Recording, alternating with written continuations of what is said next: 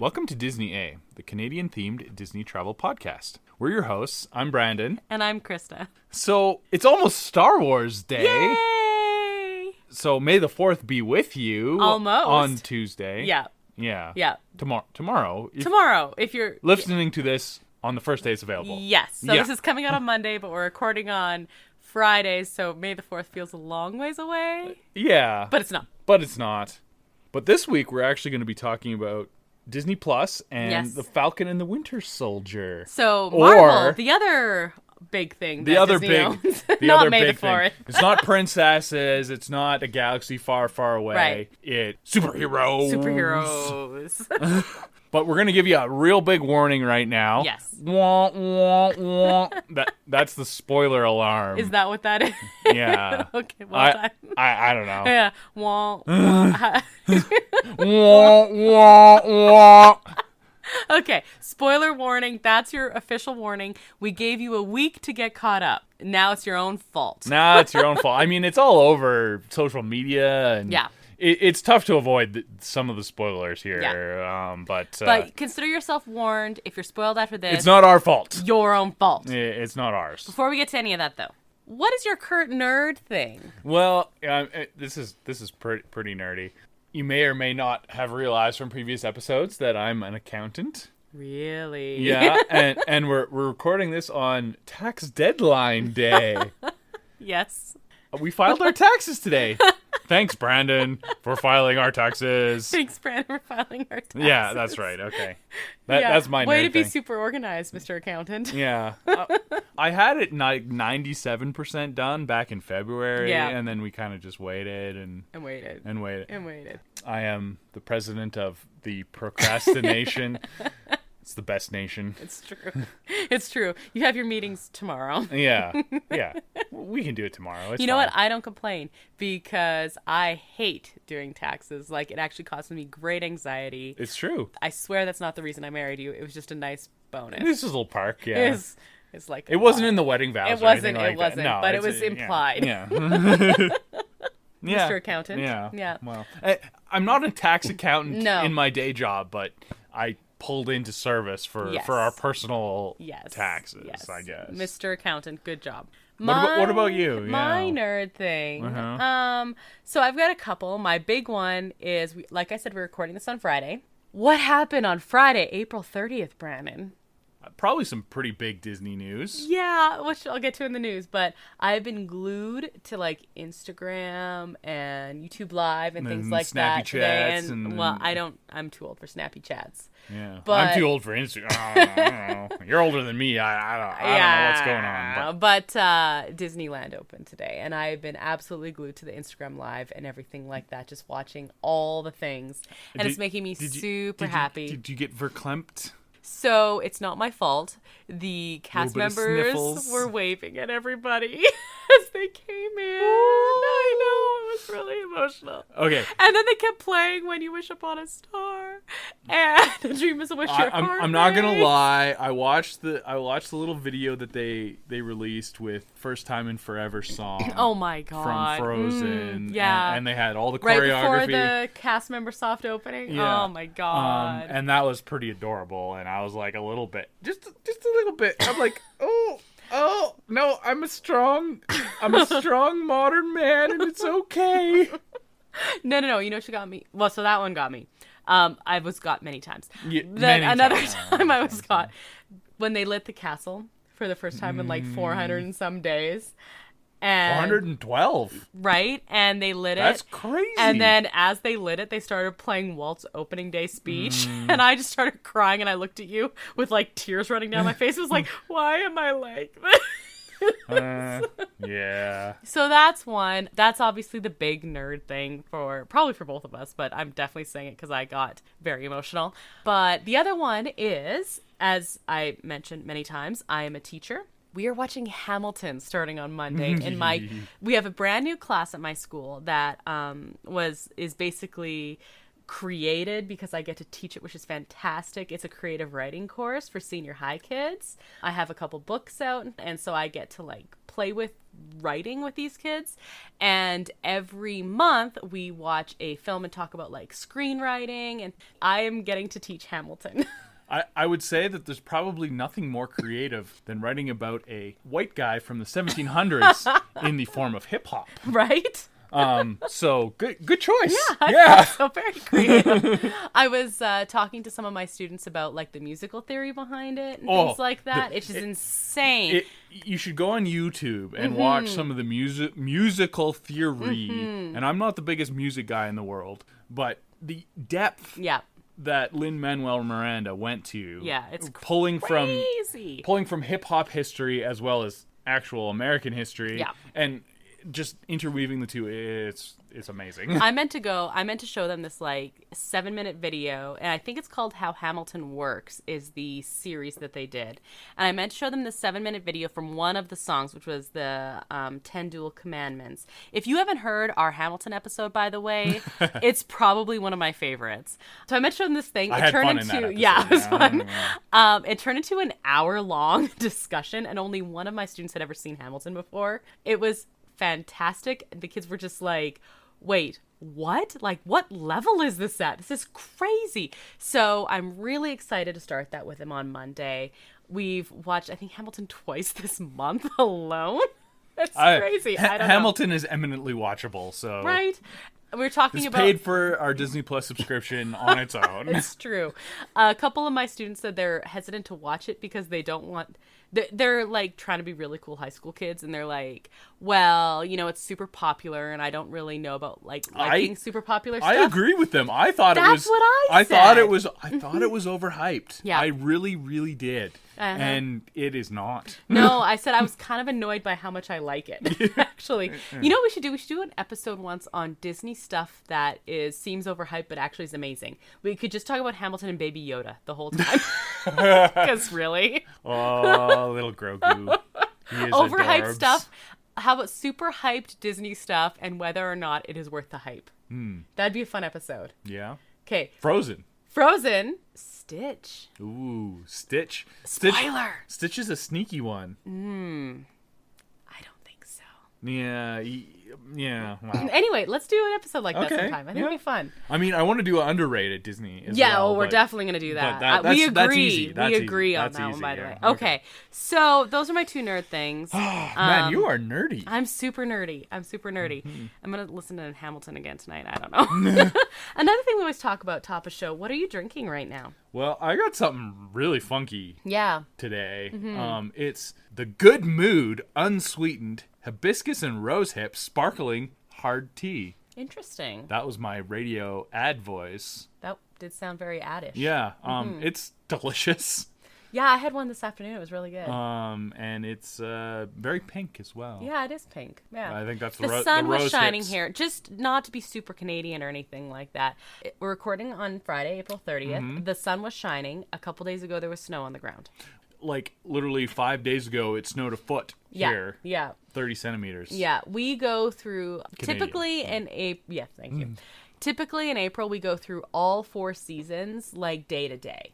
And we fought through some seasons today. It was, today alone, like within a few hours. It felt like spring and summer and then it was raining. A little bit of fall in there. And then it was really windy Anyway, we get 100-kilometer-an-hour winds here. Like, it's not even that crazy when it happens.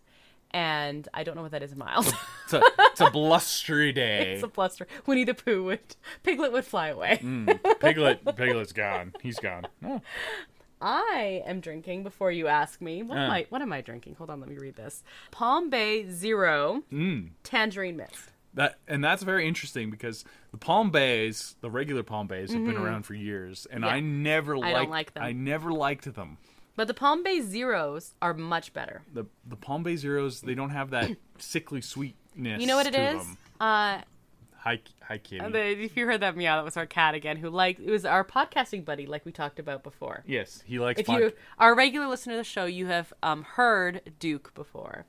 he is here purring into the microphone again. Yes. Okay. But I agree. The Palm Bay Zeros are much better because I am not a college freshman anymore who likes the super sweet stuff. Yeah, and I mean, they're zero sugar and fruit. They're basically a health drink at that point. Essentially a fruit salad. Yeah.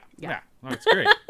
So typically at this point, we talk about the latest episode of whatever Marvel show or whatever new Disney Plus show that we're obsessed with has come out. Of course, it was WandaVision, and then it was Falcon and Winter Soldier. Wait, we don't have Marvel for like a little bit. What are we going to do? A whole month till Loki comes out. Man. Bad Batch is coming out for May 4th. That's true. Star Wars That's Day, true. but we're a little behind on our Star Wars animated series. So I don't know what we're going to do with that. So we're going to be probably saving... Frantically. Yeah, exactly. Okay, so we're obviously not going to talk about our most recent gut reaction because we did that last time. However, the latest Assembled episode just came out. Marvel Studios assembled behind the scenes basically of the latest show that's come out. They're planning to do this. They did it for WandaVision. They did it for Falcon and the Winter Soldier. And they're planning to do it for the movies that are coming out as well. I think this is incredibly watchable. And so I just really want to recommend, if you are a fan of these shows, watch the behind the scenes here. It flows really well. I like behind the scenes stuff. I do too. But this is probably more watchable than your typical behind the scenes stuff. Like, it's fine for casual fans as well. Yeah, it's one episode. Yeah. Watch one episode of Falcon and Winter Soldier if you're a Falcon and Winter Soldier fan. Like, it gets into the special effects and also the writing and all this stuff, but it's just really good. It touches on all the things. Yeah. So this just came out. Let's just say we just watched it. We liked it. It works well with the episode we're doing today. I was like, dude, I want to say something. Oh, no, I should save it for the podcast. Yeah, Brandon kept making comments and then being like, no, wait. Bite my tongue. I don't want to repeat myself. You didn't want to say it and then forget to say it later. Yeah. So, yeah. I probably will, but yeah, it's fine. We'll make the best of it. Before we get into all the Falcon and Winter Soldier stuff, though, let's go to the news. Disney A News Update. Okay, so let's just say right off the bat, people, Disneyland is open. Yeah, there's people walking around Disneyland right now as we speak. God. While we're recording this. Yeah, because, it's Pacific time, so they're still there. They're still there. They're on my God. It's a Small World. They're on Big Thunder. Oh, they're looking at the goat. They're looking at that goat. They're wandering past the new pet cemetery. They're eating a churro. They're eating a churro. They're standing in line at Snow White's Enchanted Wish. Is that what it's called? Yeah. Now? Yeah. It's not scary. It's enchanted. Not only have I been watching the live all today. I mean, definitely not during my meetings, though. Of course, I was definitely in Zoom meetings all day today. Very dedicated to the teaching craft. I mean, before and after, never during. Yeah, never during. Of course. Yeah. Stop it. But I even looked on the wait times and stuff on the Disneyland app. In case you were wondering, we got to live vicariously somehow. Oh my God, so much. In case you were wondering, seemed to be the longest wait was Pirates of the Caribbean. At one point, I told you it was a 35-minute wait. That was the longest wait. I didn't try and get a, you know how you can do the attempt to get a Rise of the Resistance boarding pass and you a little practice? Yeah. I didn't try that today. I kind of forgot and everything, but we had definitely been trying before. Because they now have two chances. Exactly. Morning and afternoon. Exactly. Kind of interesting. But I did see, as people were posting, they're like, oh my God, I got whatever time boarding pass and stuff. Most of the rides were walk-on. After Pirates, which was the 35-minute wait, it was Indiana Jones had a 30-minute wait. Everything else was 15 and fewer. And that makes sense to me. Pirates and Indiana Jones probably have the most issue with social distancing, loading, affecting loading speed. Totally. Like something like Haunted Mansion, the Omni Mover, it's socially distanced. It takes care of all that. Yeah. That wouldn't have any impact on loading speed. Right. I wouldn't say. Maybe space out a second Omnivore, but I don't think they would. I didn't look, to be fair, I didn't look at California Adventure, but I was really focused on Disney. the Radiator Springs Racers might have a little bit of a problem, and they always have a very long wait time. So I'm assuming Guardians of the Galaxy, Tower of Terror type thing. Yeah, because of the spacing and would have spacing issues. Yeah. I don't know. Yeah, that's interesting. Maybe I'll look tomorrow because it'll be open again tomorrow. Yeah. Oh my God. And probably every day going forward. So they had lists of where the characters would be and everything like that. They had, some scattered throughout Main Street. I was actually kind of impressed with some of the character interactions I saw. I didn't see tons because I was mostly, crying over the cast members standing there waving everybody in. I shake on my head. So that is, of course, the biggest news. Couple other news items. New trailer for Luca. Yeah, we just literally just watched this. Just watched it. Yeah, and this is interesting. I'm assuming everybody knows this, but it is coming out to Disney Plus. There have been some very, very soon. Yes. June 18th. Right away before you know it. Not premiere or anything like that. No, just coming out like Soul was. Just available. Like Soul, yeah. So, which, do you want to mention it? It's actually a bit of a controversy with... Yes, I was actually going to ask you what you thought about this. I think that's silly, personally. Okay. I want to hear about your opinion on this, yeah. As an artist, you should want your art to be seen, whether that's on Disney Plus or in theaters. Yeah. And an animated film like this, I think, doesn't lose anything on home theater type of stuff. Whereas something big and special effectsy might... Black Widow. Yeah, Black Widow, I think, will be sad. Not sad, but... I'm hoping we get to see it in theaters. It'll lose a little something if you can only see it at home. Yeah. Even though that we have a big screen TV and a big sound system. I want to see it in theaters. Theaters still... It's something else. It is. So, it's 6 of one, half a dozen of another. I think it's better to get it out there. Okay. Here's my opinion on this. And I'm not an artist. No. I do neither am I. Like to think of myself as a creative person. And I think that work has value. I am finding the decisions as to what to put on Premiere and what to put... That's my thing. That's an interesting question. Like, why are they put 2 Pixar movies now just available. And they put the Disney ones... Premiere. Where are they drawing this distinction? Is that where they're drawing the distinction is more the question. So I'm inclined to agree. Like, I want to see it, period. I'd love to go see it in theaters. I'm happy to see it on Disney Plus. I guess I can understand the controversy when it's like, wait, why is this not Premiere access? Where are you drawing this line here? Now, that being said, don't get me wrong. I'm super happy to watch this for free. We have talked a lot about renting Raya and the Last Dragon. We still haven't done it yet, quite frankly. We are catching up with Oscar movies. Yeah. Definitely was. And now at this point, we're like, oh, should we or shouldn't we? So it's easy for us to say, like, oh, just, whatever. But at the same time, we haven't done that kind of thing, yeah. So I don't know. Like, you want to see your art. You want to have your art out there, but at the same time, you're like, is it not worth paying for? Yeah, you want it to be appreciated as well. Yeah, I can understand that controversy. And Onward was released theatrically for a couple weeks, and then they threw it on. That was just the Disney worst. Plus as well. And I can understand that they did not know the pandemic was going to happen. Another Pixar production. It was. But that one I can understand because it had been released. What was it? 2 weeks? It was probably 2 weeks until everything shut down. Right? So what are they going to do? So a week and a half, maybe. What are they going to do? They're going to put it out there so at least we can see that. Not only that, you have to remember at the beginning of the pandemic, everyone was in it together and there wasn't this divisive nature and we were all like free concerts and free shows on TV and YouTube. We're going to sing all those things. Wait, no. Yeah, we don't talk about that, no. So that was part of it, right? And they had only been released for 2 weeks and it was like, let's just get it out there because they had started. So Onward, I think it's underappreciated. That is not its fault. That wasn't, I don't think, any company's fault. That wasn't a conscious decision. This is what we're going to do. It was like, I don't know what else to do with it. Yeah. No, right? That's fair. That's fair. I'm thinking Soul and I'm thinking Luca. Soul got chucked out there, though, so it could qualify for the Oscar, yep. which it won. Yes. Hey, yes. Congratulations. This is our first episode since the Oscars. No betcha. Okay. Pause for a second. Congrats, Soul. Yeah. Absolutely. Well deserved. 100%. Not that this was a question, mind you.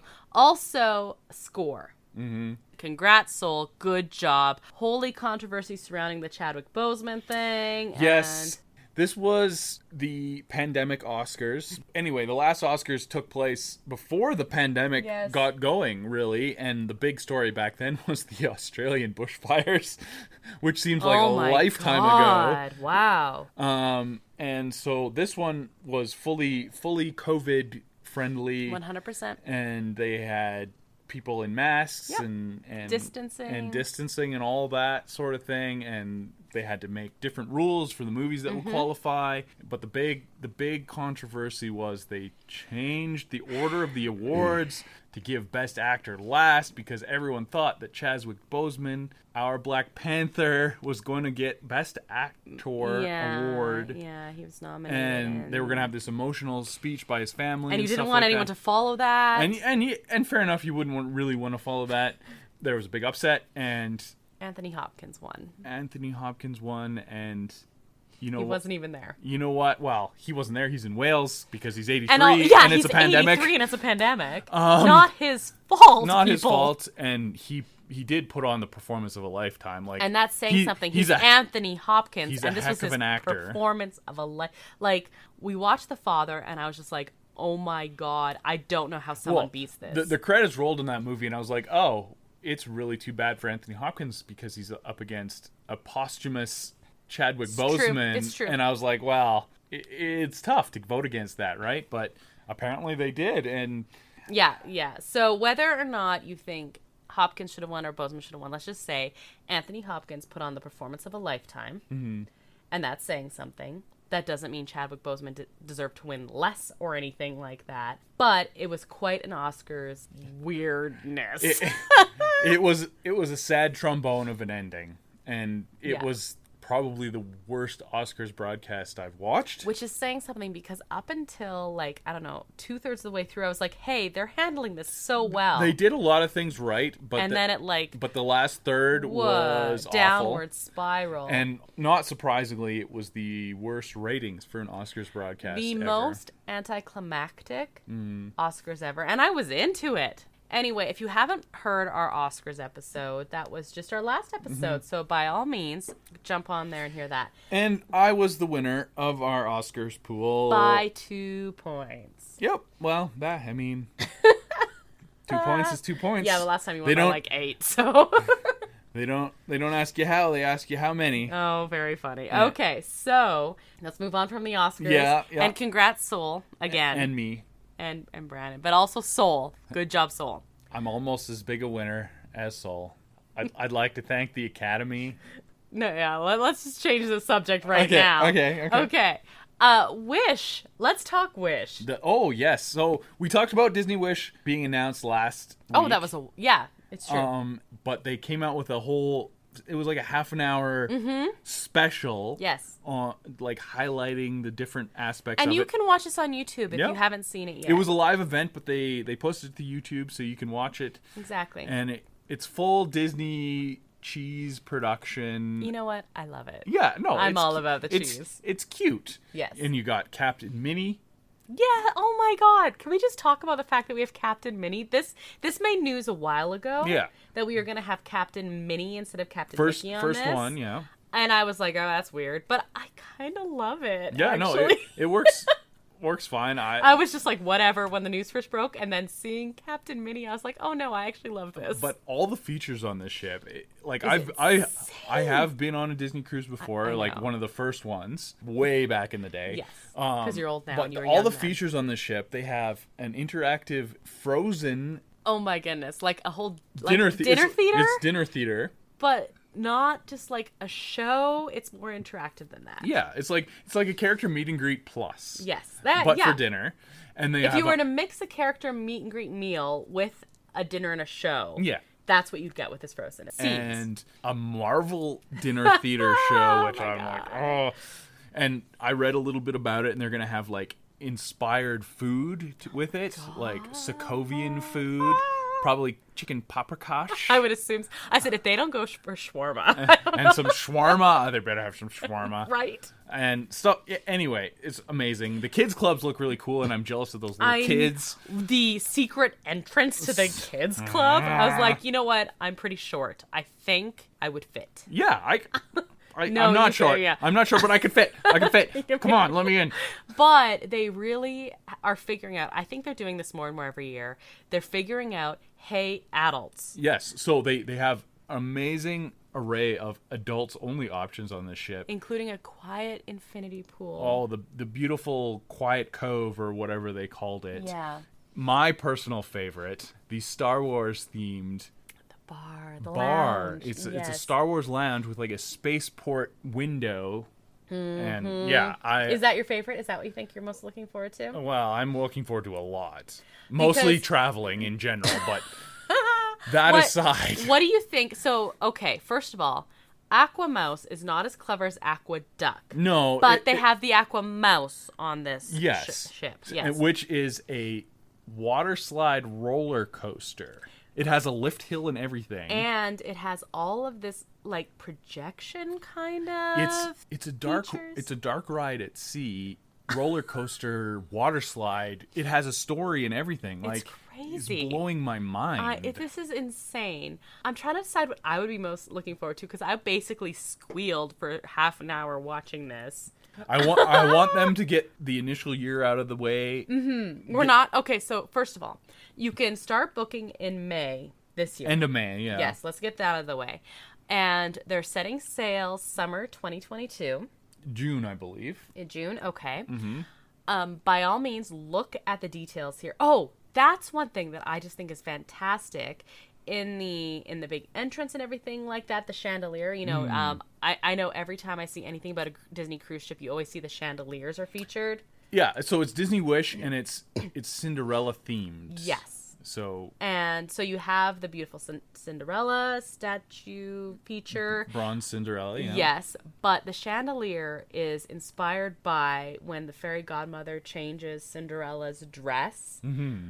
That is the sweeping. It's the bibbity boppity boo swirl. Yes. Which was, of course, we've talked about this before, Walt Disney's favorite piece of animation while he was alive. It's a great piece of animation, right? Especially and it's still from one of mine. way back then. You know what? Forget way back when. I watch it now and I like swoon about it. So we've talked before about how we really, really, really want to take a Disney cruise. You want to take one with me to just watch me freak out the entire time? I think this might be it. Yeah. Right. We'll be keeping an eye on that one for sure. Not 2022. Let's let them get a year-ish, maybe 2023. Maybe. Fingers crossed. Maybe. Hopefully. But we're gonna be watching all the details as they come out. That was big news. Lots of news. Holy smokes. That was big news. Yeah. Okay. All right. So if you're listening to us on Magic of the Mouse Radio, we're actually going to take a little commercial break now. I mean, Magic the Mouse has some bills to pay, and we're gonna they're kind enough to let us use up their airwaves, so let's hit them up. But and then we're going to continue on to our main topic. Yes, exactly. Disney Plus and chill. Okay, so Falcon and the Winter Soldier. Let's go through and we'll talk about each episode. But first of all, overall, as a series, what did you think? Okay. I think I'm going to talk about this a lot in comparison to WandaVision. That's fair. I think that's natural. Everyone's doing it. There's two newfangled Disney Plus shows in the MCU, and so I'm going to compare that.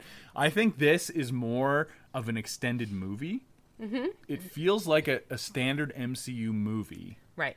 But the extended edition, like the Snyder Cut, if you will. Okay. Episodic Snyder Cut. They have the Snyder Cut's technically episodic. Okay. It's cut into 4 episodes. Fair.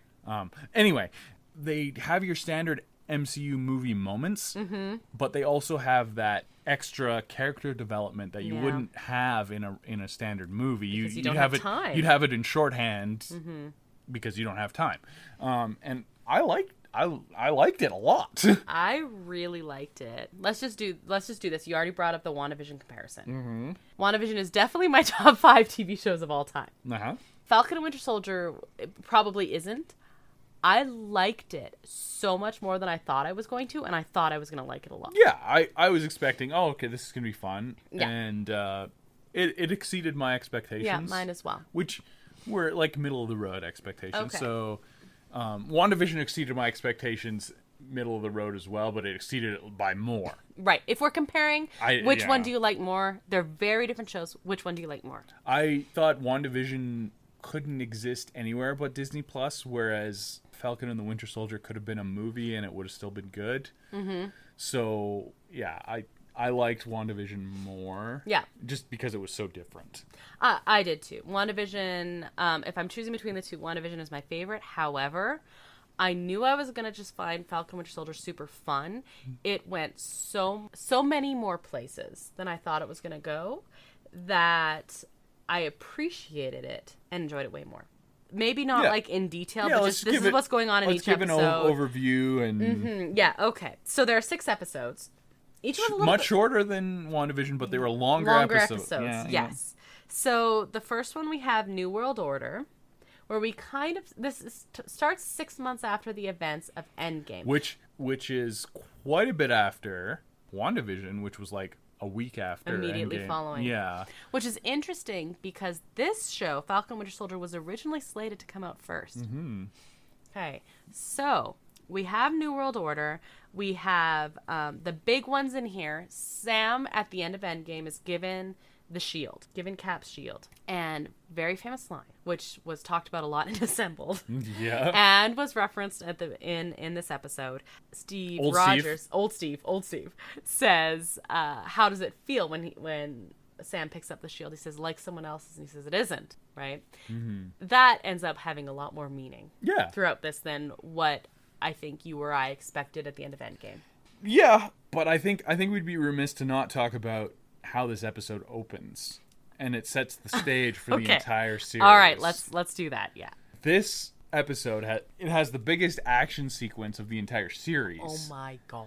The whole helicopter Falcon thing, Falcon being Falcon, the most Falcon-y Falcon that ever did Falcon, is movie level special effects and action. Right. And it just like kind of blows you away and like, wait, this is on Disney Plus. It's true. Yeah. So when we do our gut reaction, to every episode, I distinctly remember before this started, we had watched Winter Soldier primarily, Captain America, Winter Soldier, and Civil War. And then we watched this immediately after, and we're like, there's almost no difference. Literally was no difference. This might have been a little bit better because it's newer. Like it's crazy. Yeah. Crazy no, level. They went all out on this first episode and was like, yes, this is... Would you say best action scene of the series? I would, yeah. There was some good action scenes later on, but they're more grounded. This is like your full-on, this is MCU superhero CGI. What a fun way to start the series. No, especially, I thought this was super clever, coming off of WandaVision, which was like weird, like more cerebral and stuff like that. It's like, hey, people, guess what? We can still do crazy action. Yeah, we're still superhero films kind of thing, yeah. Anything else you wanted to add to New World Order other than the big reveal at the end, which is, of course, we have a new Captain America, ? I like the memes that was comparing him to the dude from Up.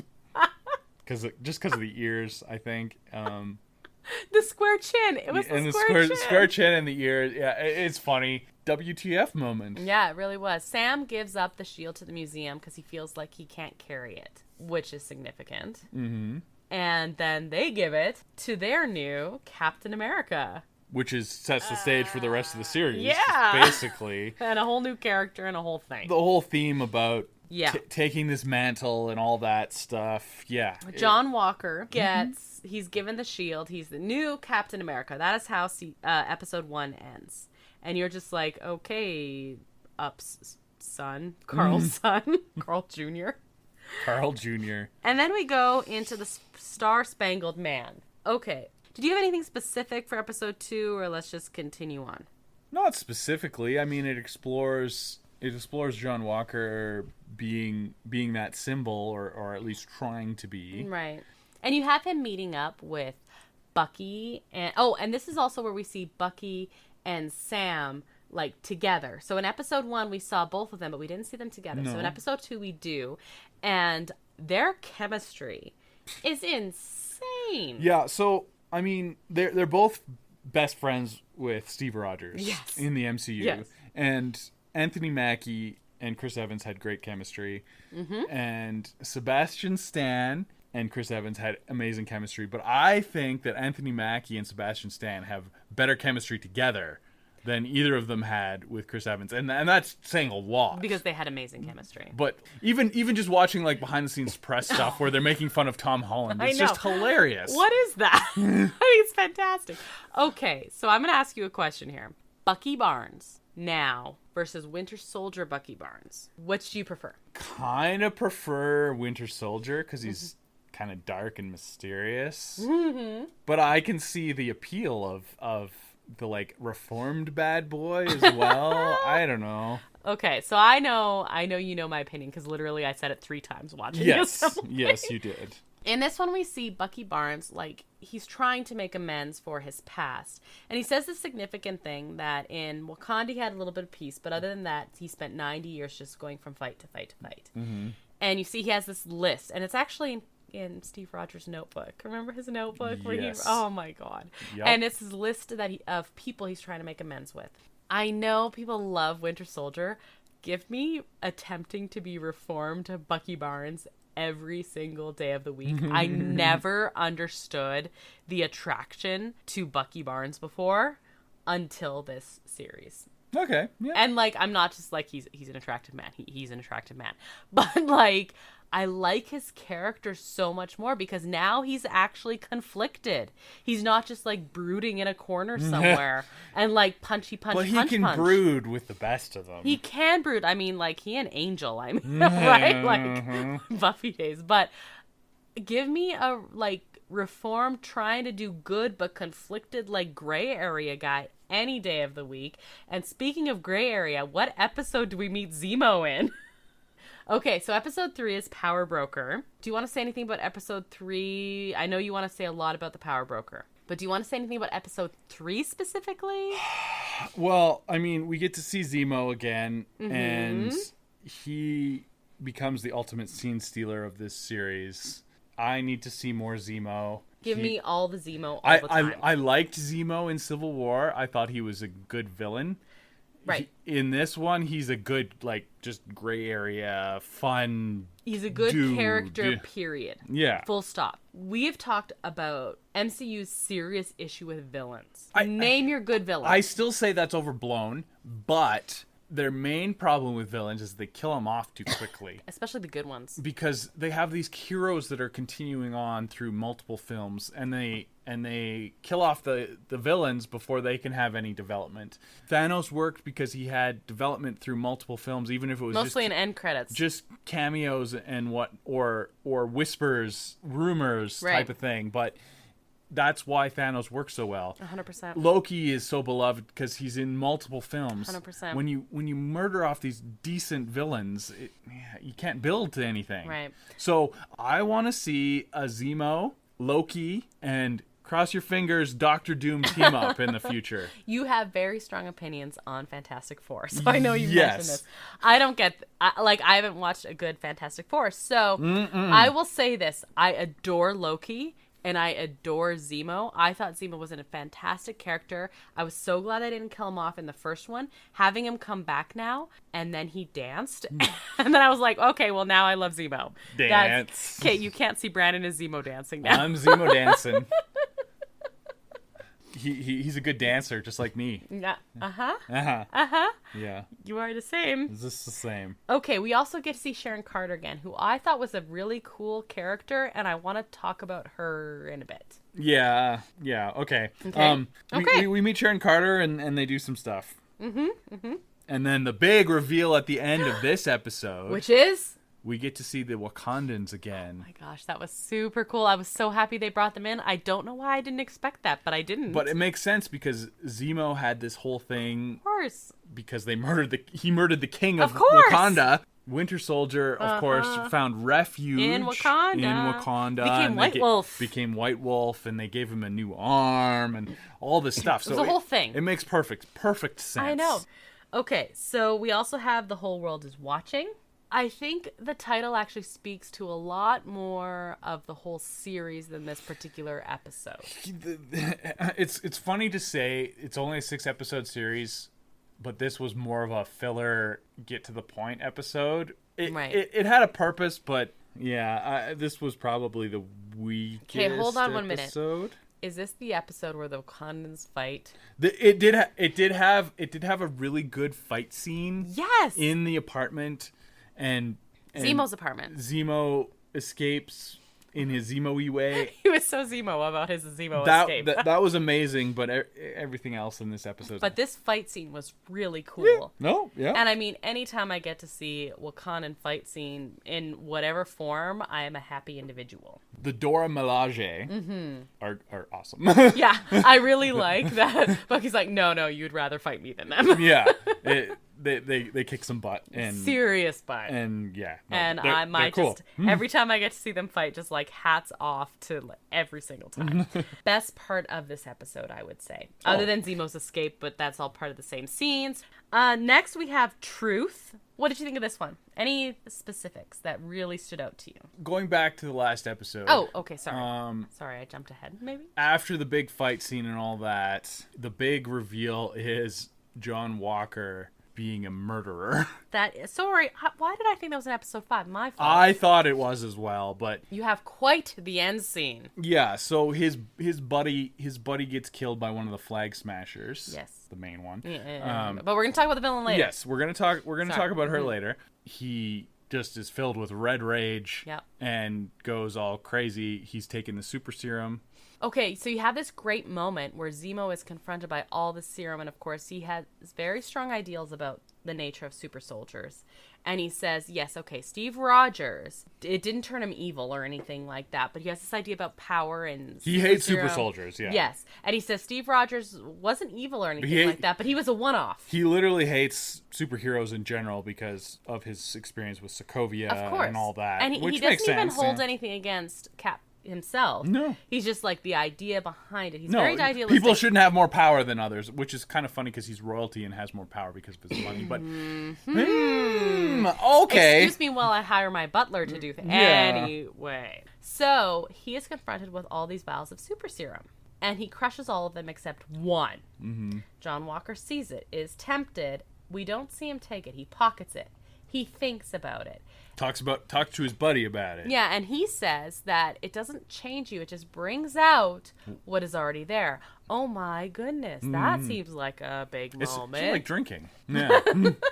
It's true. Yeah. Cheers. Steve Rogers was like good guy on good guy on good guy. He had some gray areas, but he was good guy on good guy on good guy. His gray areas were never like morally dubious gray areas. No. He did the right thing even when he was told he shouldn't do it. Is his thing. Yeah, he was the Boy Scoutiest of Boy Scouts. Right. Even when the Boy Scout troop leader said, no, you shouldn't do that, he's like, no, I'm going to be a good Boy Scout. John Walker. He just does what he's told. Yeah. Seems like a theme here. Mm-hmm.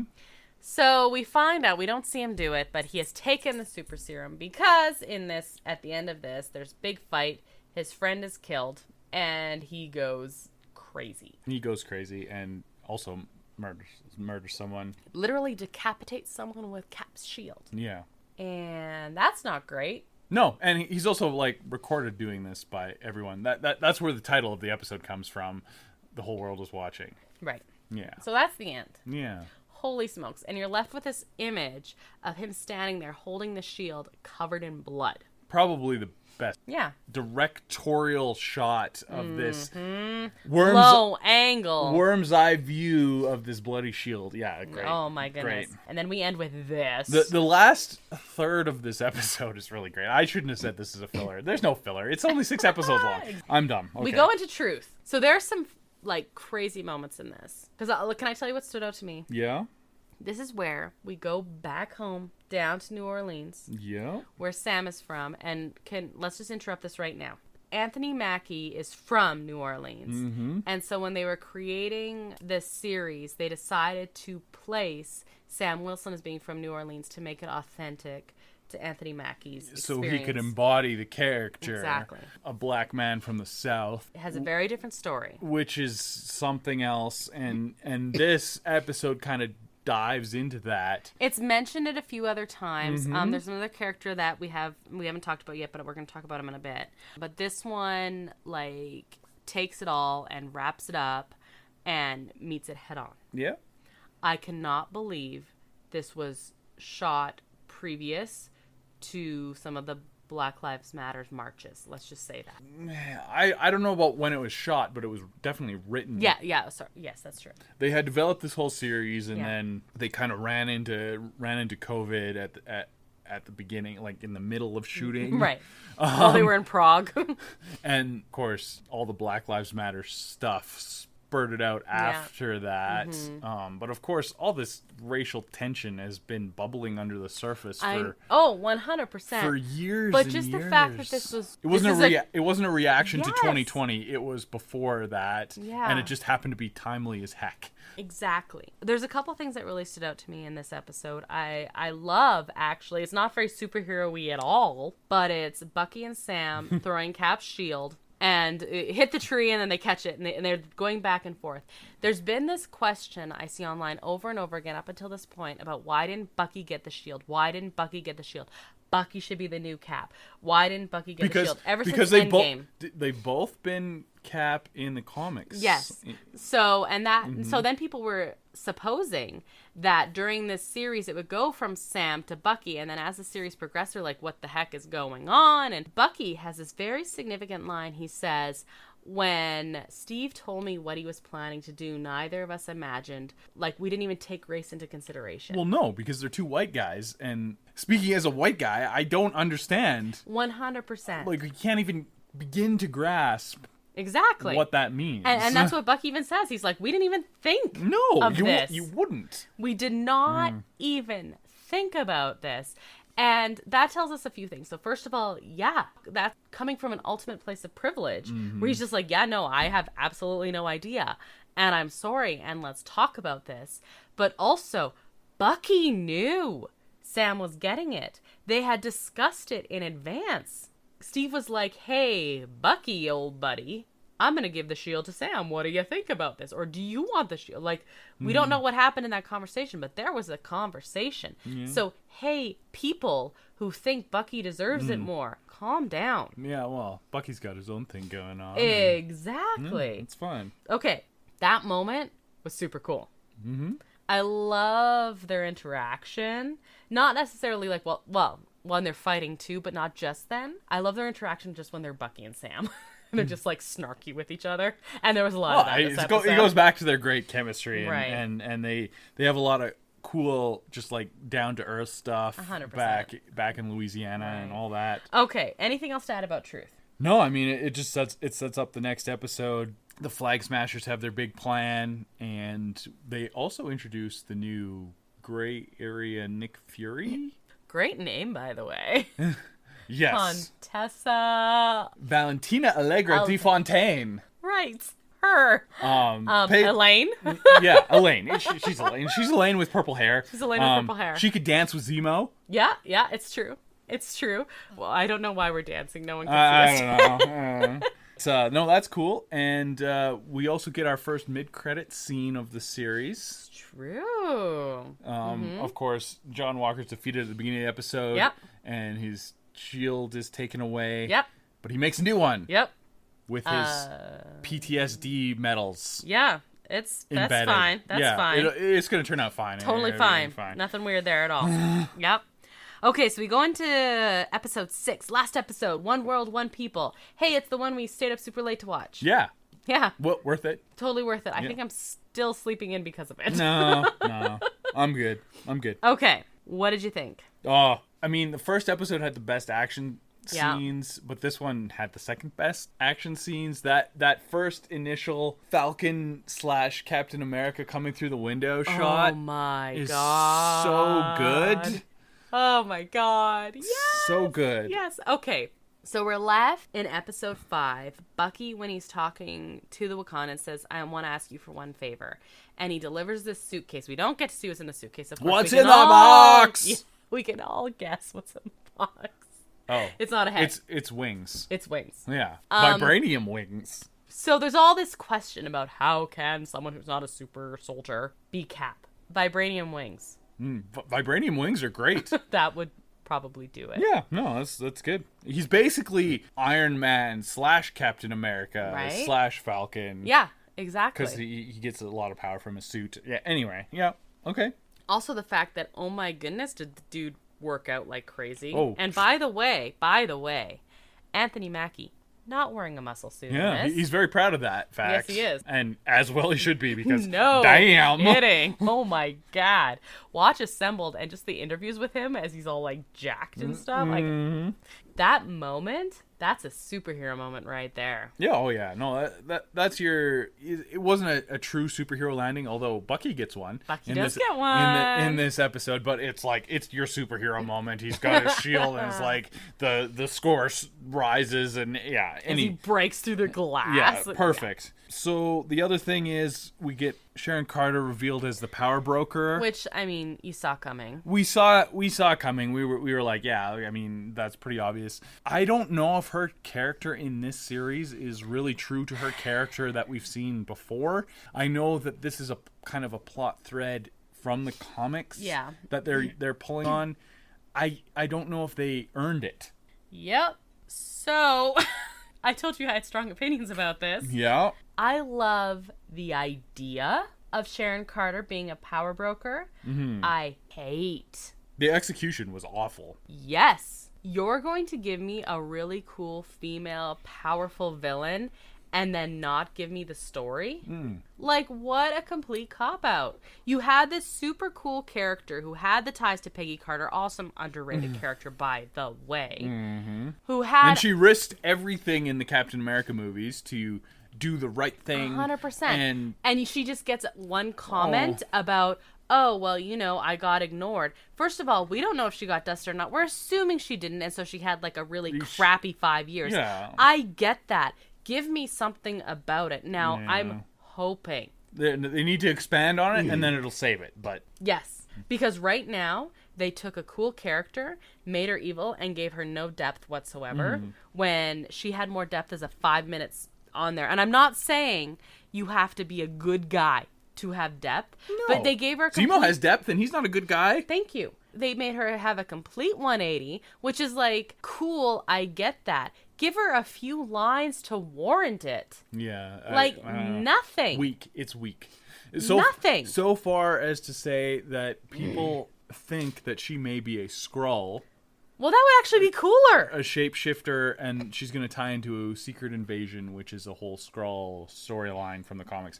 Anyway, not the best, but speaking of depth... I'm scowling. No, we're going to move on. We're going to move on because we're running along. Okay, I'm scowling still. Sharon Carter, worst part of this series, for sure. And she could have been so cool. She could have been so cool. Anyway. Sharon Carter's power broker is really cool. Don't screw it up, and you screwed it up. Yeah, no.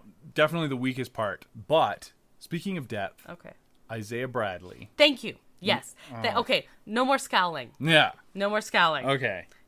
Had as probably less screen time than Sharon Carter. He had very, very tiny screen time. And oh my God. But he was a side character that helped punch up Sam's whole arc. His whole arc. And like brought all this stuff and like the history of America and black people in America, and it's just... Talk about the conflict. He says something when he's like, they would never let a black man carry the shield, and no self-respecting one would want to. Yeah. And Sam actually takes that as the challenge. He does, which speaks to Sam's character, but it's an interesting concept because you have this whole, like, your authority and all that stepping down on you, but you're gonna fight that from the inside.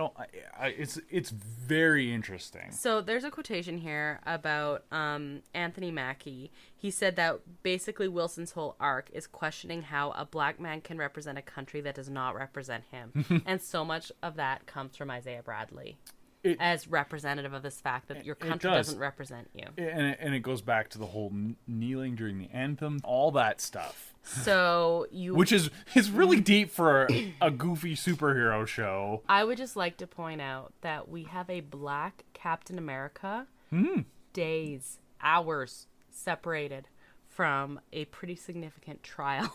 George Floyd verdict was released like 48 hours difference from, and I mean it's a superhero movie.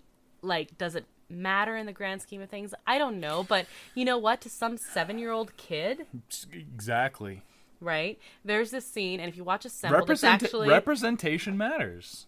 Exactly. And there's a scene, and it's actually what Assembled ends with. Sam has a couple nephews in this, and he's holding the shield in one of them, and one of the nephews is, like, tracing it.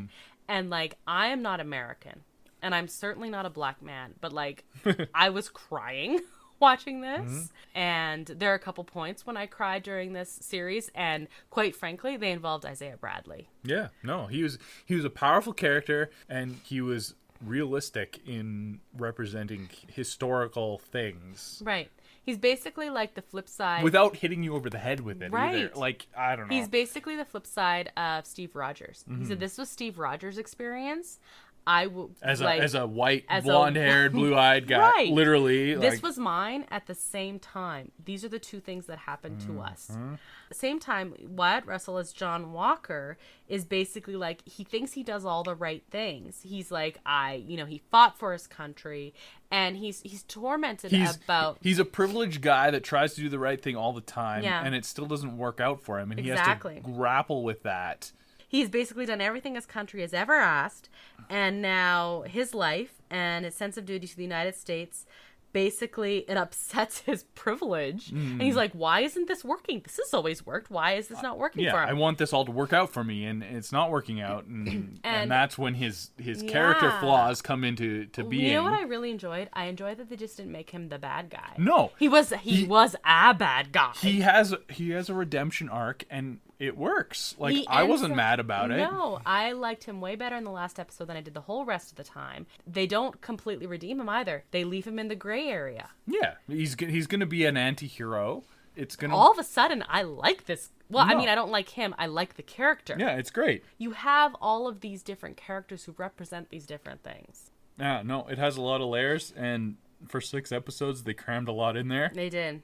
And I'm excited to see Captain America 4, and I'm excited to see all the ways that this intertwines with this new Marvel universe that includes Disney Plus shows, because they have a lot. Crazy. They have a lot of coming. And did you know that the first episode of this was more watched than the premieres of both WandaVision and the second season of Mandalorian?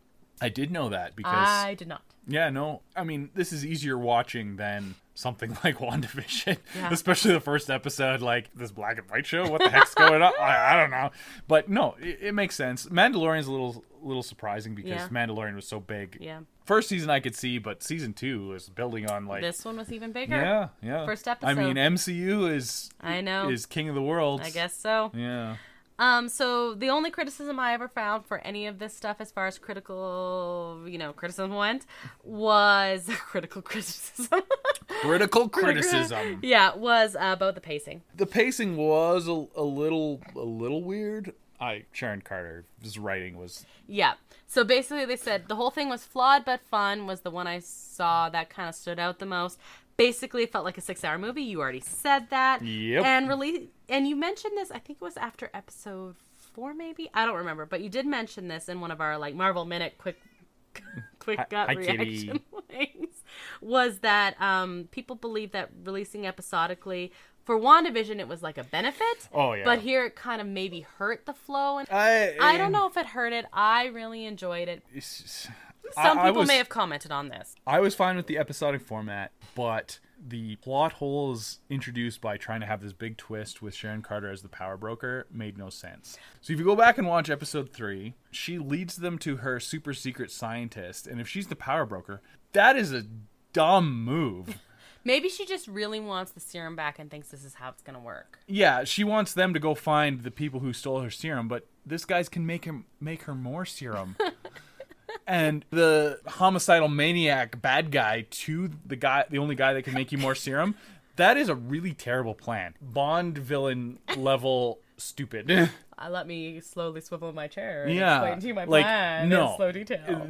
And then get attacked by power broker henchmen, and she has to beat them up. No, fair. It makes no sense in hindsight. Like a twist should make sense when you go back and watch it. Like say like The Sixth Sense, you go back and watch that and go, "Oh, Bruce Willis was dead the whole time." That makes perfect sense. Totally makes perfect sense. MCU generally, I don't have a problem with the writing generally. I agree. What the heck, Sharon Carter? No. Literally my only problem with this show. I was super happy with everything else.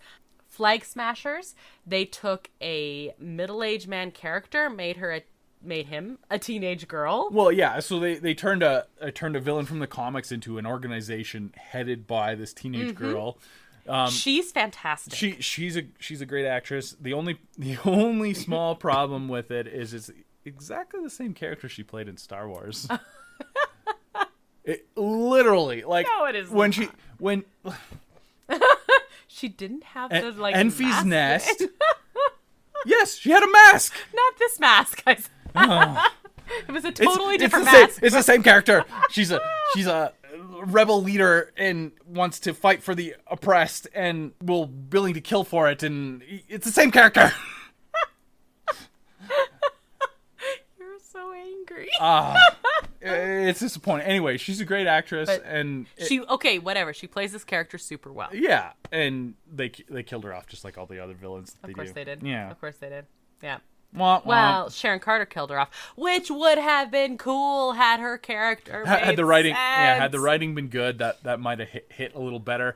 Okay, speaking of hit a little better, at the end of this series, they change the title credits. Oh yeah, it's Falcon and the Winter Soldier all the way through, and they go Captain America and the Winter Soldier. Yes, which was awesome. Yes. They considered changing it to Captain America and the White Wolf. Did they? Or Bucky Barnes or something, but they wanted that Captain America to hit really hard, and they felt that was like too much change, like so it didn't. That's kind of cool. But because Bucky isn't the Winter Soldier anymore. He's not. No, he's not. At the end of this, he's exorcised those demons. That's his past sort of thing. So I thought that was an interesting artistic choice. Right. I agree with it. Like that. Yeah. The just arc changing that to Captain America. Bam. I freaked out at that. I freaked out at that just as much as I did Captain America's entrance through the glass. No, it was seeing that title change, Captain America. I was just like, oh my god, that's so cool. And then literally the next day, all the press confirmed that they're making a new Captain America movie. So yeah, it was actually the same day. We just stayed up late, so we thought it was the next day. Yeah. Yeah, within 24 hours, Captain America 4 was announced. Isn't that fantastic? Oh, it's awesome. Excited. I am super excited. So basically, this is a story about one man overcoming his past and one man overcoming his potential future. Yeah. One, right? Bucky's looking towards They're both the past. They're both fighting history. Right. At the end of the day. And it's 100% true. Overall, if you were to give this, like, I don't know, a score out of 10. I'd give it an 8. Oh, nice. What would you give WandaVision, just because we're comparing this before? And that'd be a 9. Okay, I like it. I like your rating. There's room for improvement, but fair. I liked them both a lot, and I'm just happy that we get all this content now. Okay, so we get to breathe a little bit before Loki. For a month. Oh, I'm excited for Loki. I know, right? Anything else to add for this? It was really good, and it's important for representation. I just want to say I thought this was going to be like Lethal Weapon-esque buddy cop, and it was a little bit of that. It was. It had that. It checked off those boxes. It totally did. But it was more. So, hats off. I can't believe Falcon and Winter Soldier made me cry.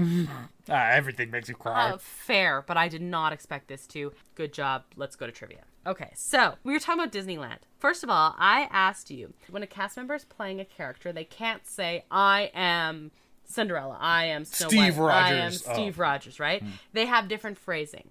I asked you what the phrasing was. This is what you said. But they say something like, I'm friends with them, or... I can't believe you got it right. Sometimes when you pull stuff out of your butt, it works out. I was friends with the Grizz, though. You were friends with the Grizz. Shout out Grizz. Yeah. Question number 2. Which ride is at every single Disney park? This is what you said. Peter Pan.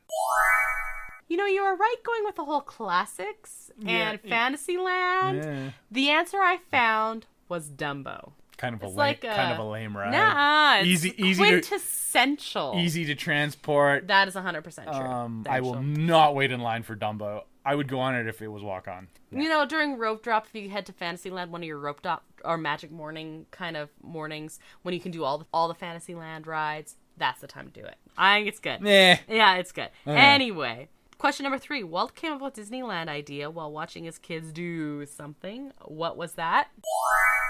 Carousel or something? I can't believe you got this right. I can't either, honestly. Oh my goodness. Nah. How did you get this? I don't know. I was actually kind of picturing like the Punisher origin story in my head where his kids are on the carousel. Fair. Concerned that you're seeing Walt as the Punisher. Yes. He punishes people with a good time. How dare you not have a good time? Magic for everyone. 2 out of 3 completely guessing. You must have known it somewhere locked in your brain. Yeah, just in the back of my head, I guess. I don't know. We have talked before, not on this show, but we have talked before about how Walt basically combined his love of trains and watching his kids on the carousel that time. He does love his trains. Good job. That was well done. I'm Yeah, impressed. I don't know. Good job. Okay, what have you got for me? Well, okay, so Falcon and the Winter Soldier was this episode, so we're going to ask you some Falcon and the Winter Soldier type trivia. Fair. This one's probably going to be tough. It's not really trivia. Why would you do this? It's more of a memory exercise. Oh, God. I want you to recite the Winter Soldier activation words from the top of your head. What? Yeah. I just want to see if you can come up with anything. Can you tell me how many there are? 1, 2, 3, 4, 5, 6, 7, 8, 9, 10. There's 10 phrases. Can you remember any of them? When we were watching it? They were in all the No, I know. credits I 100% know. of Falcon and the Winter Soldier. I 100% know. No, I don't 100% know the answer. I know it was in all of them. And when they were doing it, I could say it with them. Yeah. Off the top of my head. Yeah, no, it's kind of funny. Let me just think. I literally only remember the last one myself, but... No. No? Literally no. Nothing? One of them is a title of a different Marvel film. No, I don't know. Anyway. I think War is one of them, but I don't know. Kind of fun. Anyway, I'm going to ask you some real trivia now. So, Bucky Barnes' full name originated from this real-life person, historical figure. I don't know. You did so well on your trivia. I didn't expect you to know this one. It's Why kind are of you asking me? It's kind of a mean question, but it's an mean. it's an interesting piece of trivia. It's okay. Okay. It's okay. It's okay. Falcon represents the character Falcon represents a major milestone for Marvel Comics. What do you think that might be? Was he the first? Is he the first black superhero? I'm asking you the question. You're asking me the question. I'm asking you the question. Okay, well, and you have to answer me the question. That's the answer. I don't know if he or Rhodey came first. I mean, in the MCU, Rhodey did, but well, yes. Also, he was in this series, by the way. He was in the first episode. Yeah, he was. A nice little cameo. Yeah, hats off, Rhodey. Makes it interesting because they're both black and in the military. And that was the whole thing. It's if anyone could understand, yeah. Mm-hmm. No, that's cool. That's an interesting guess. Is that your final answer? Sure. I feel so defeated on these. Wait, is defeated one of the words? No, but that's closer than your other guesses. I'll give you the one that's a title of another Marvel movie. Okay. Homecoming. Oh. I would like to hear people reciting those words. That's kind of fun. I'm sad. Don't be sad. Don't be sad. I know, but I said it while he was saying it, so like somewhere in my brain it's locked in there. It's in there somewhere. Maybe like Bucky, and you just need to say it in the right order. If I say it in the right order and you become a murderous wench. Wench? Yeah, I don't know. Dawn? Okay, well, I don't know. Okay, well, that was embarrassing. Yeah. Oh, man, and make fun of me. Sunset? I don't know. I'm just going to say random words and hope it's it. No, you just give Okay, up, fine. That's our show then, since I'm giving up. Yeah. Thank you to El Mule, who's responsible for our custom theme song you heard at the top of the show. You can find a link to his work at our website at disneya.wixsite.com/podcast. You can also find us on social media. Facebook at Disney A, Twitter at Disney A Podcast, and Instagram at DisneyA.podcast. We'd love to hear from you. You can find Disney A episodes on your favorite streaming platforms, including Apple Podcasts, Amazon Podcasts, Spotify, Stitcher, Google Podcasts, all the podcasts. Many podcasts. Please review our podcast and subscribe. If you know someone who might like this podcast, please be sure to recommend Disney A to them.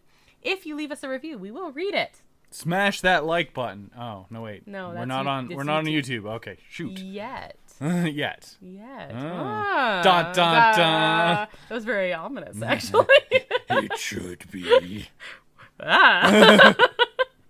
You can also listen to Disney episodes on Magic of the Mouse Radio, like we said. Mondays at 4 p.m.-ish Eastern, with replays on Wednesday and Friday, also at 4. It might be slightly earlier when we go really long like this. Like this. I apologize. Sorry. You can listen to Magic of the Mouse Radio on Live 365, MyTuner Radio, Radio Garden, and other radio station apps. Also, since we are now excited, the parks are open. Yes. Yes. Yay! We can go on It's a Small World 17 times in a row. Well, we can't. We can't because the World of Tears. The border is closed. World of Tears. That part. We Like, missed the World of Laughter part. Yeah, the World of Tears. The Just world is full of tears right now. Yeah. Our border's still closed. Alberta's not a great place to be right now, COVID-wise, guys. And You can listen to sounds of the parks, including Disneyland, Yes. on Magic of the Mouse Radio. Join us next week as we chat about our favorite YouTubers. We've talked about doing this episode a few times. Yes, we finally get to. I'm excited to do this. So excited. Yeah. So this is actually perfect timing because, like I said, glued to YouTube. Yeah, well, we got to live vicariously through right? someone, and those YouTubers, they have provided. Oh my goodness. Many of them got early access through the soft openings. Many of them were there today as well. Actually, they were. I think our top favorites were there today. Yeah. So what they fought through those online queues. They had those big lineups. Yeah. So please, if you have a favorite Disney-related YouTuber, we of course focus on Disneyland, but if you have one even for, Disney World or whatever, please recommend them to us. We love seeing new YouTube accounts. Mm-hmm. Yeah, we are kind of on a YouTube kick right now. We're kind of content creators now, and we appreciate working on it. We Yeah. appreciate good content creators. Absolutely, absolutely. So if you have someone to recommend, please message us on our Instagram, on our Facebook, on our Twitter, on our website, whatever. Let us know. So join us next week. And you can smash that like button up. Yeah. So I'm Krysta. And I'm Brandon. Until that next adventure, TTFN, ta-ta for now. Thanks for listening to Disney A.